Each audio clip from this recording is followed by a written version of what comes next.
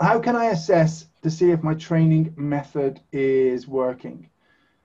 Now, this in sort of on a very shallow level looks like it should be easy. Well, I'm seeing progress. If I'm not seeing progress, then obviously it's not working. However, the danger is that we see progress or success as a justification of the method that we're using. So you can get a lot of harsh methods that will be justified because they're seeing some progress, the animal's doing what they're doing.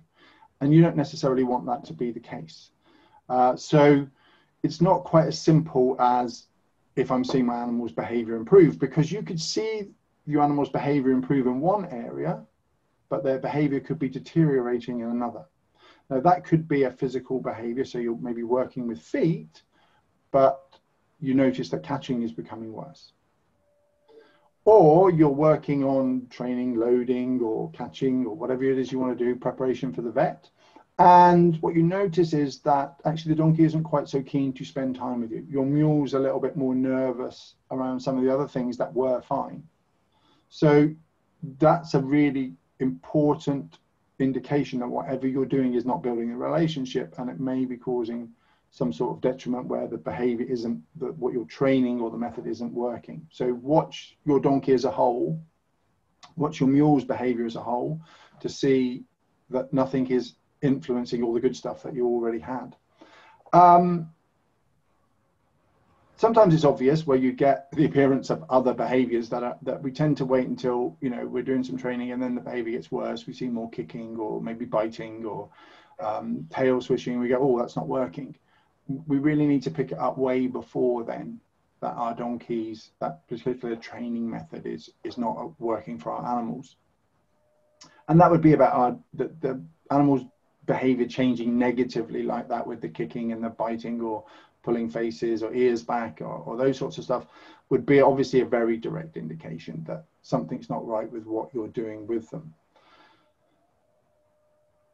I think that you want to be seeing your donkey becoming calmer, keener to interact with you. If your training method is working, you should see a donkey that is wanting to spend more time with you, that wants to work, that wants to engage. Now that comes back a little bit to the positive reinforcement element, that if you're using positive reinforcement, scratches, food, those sorts of things, inevitably your animal wants to do more work because it's enjoying that work. So it's a key aspect that you want your donkey's behavior to increase, to improve towards you. So you're seeing a calmer donkey, you're seeing a more relaxed donkey, a more willing donkey. If you're seeing increases in anxiety, if you're seeing your donkey being a bit more nervous about things, then probably the training is not working and it's going in the wrong direction. What I mean is in the slightly longer term. I don't mean on the edge of the comfort zone. So when we might be picking up a donkey's foot and we're stroking the leg and that bit where the donkey goes, oh, I don't quite like that. And that's the edge of the comfort zone. There's a tiny bit of anxiety there. That might be normal. That donkey rests the foot, you give them a big scratch and a reward, they move past that, and that's absolutely fine. But if your donkey is becoming more anxious, more nervous, either with you or with other equines that it spends its life with, then there's probably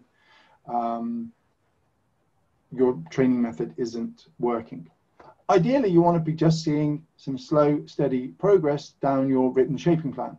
There's another advantage of having a written shaping plan, because you are ticking off steps and you can say, yep, great, we're doing that, we're doing that, we're doing that. I can see that we're progressing.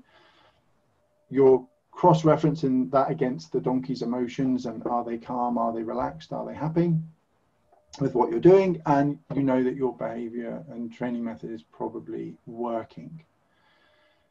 The question you will probably be asking, but what if it's not working fast enough? That's what people get stuck with when they're sort of looking at it. Is it working, or is there a faster method I could be using to get where I want to be? And possibly, yeah, for sure, there's always a faster way to do it, but you have to question whether you want that faster way in terms of, will it build your relationship? Is it resonate with who you are and follow your principles and your values? So faster isn't always better. Come back to that, how do we choose our methods? One about that builds relationships. You know, you can think about humans in this sense. If I'm trying to teach you something new, we'd probably need to have a bit of connection and a bit of a relationship, and we'd know each other a little bit before I was trying to teach you something new. If I just started to push and come on, let's do it faster, let's do it faster, come on, let's get this, let's do that, put the pressure on, you'd probably not want to be working with me for too long. And it's the same for donkeys. You know, they're smart creatures, and they certainly know when they want to be working with somebody and when they don't. So the unfortunate thing is about a lot of this is the reflection, the donkey's behavior is a reflection of our behavior. And that's even more so for mules. You know, mules are really good at trusting one person. The donkey's sense of self-preservation feeds into that mule behavior, and mules really, you know, the science of behavior is that with horses, you can get away with making mistakes. You can get away with pushing them too far. You can, because they're much more forgiving. They have less sense of personal survival. You know, running away is the way to do things. With a mule, that sense of self-preservation means that if you overreach them once and scare them, they are really unwilling to do it a second time. And so you have to apply the rules of shaping and the science of behavior really well to get the right things for your mule and donkey. That's why there are no cavalry mules. You know, mules throughout history have been used in war, but never to charge into battle. You know, Napoleon rode a mule, but he had to get off and sit on a horse if he wanted to get into battle. You know, they have mules that will pull carriages, they will take ammunition, they'll take away the wounded, but they won't run into battle because that's dangerous. They learn once and that's it, I'm not doing it again. And so that's the mentality that we're doing with. I worked with a mule a long time ago. It was a young mule, 5 years old, pretty unhandled, had a bad start. I was preparing it. It was a rescue case, so I was preparing it to get onto the lorry from a rescue situation, and I was just getting it to lead round and walk over some plastic on the ground. And I was doing really well. There was a little tiny bit of wind. The edge of the plastic kind of went like that as we went past it, and it took me 45 minutes just to get the mule back, stand next to the plastic, because in his mind, that little flap of plastic was really dangerous, and we couldn't predict what it was going to do next. And it was like to jump up and kill us. So we better stay away from it. And so when we're shaping behavior, when we've got a written plan, when we're doing these things well, we're at that mule standard. And if you have donkeys, just think about how it would be if you were training a mule. If you have mules, you know already how it is to train a mule. So really important that we keep applying those principles. So we should be just seeing a slow, steady progress in what we're doing with a calm animal that's relaxed and comfortable. Any questions? Any thoughts on that particular element?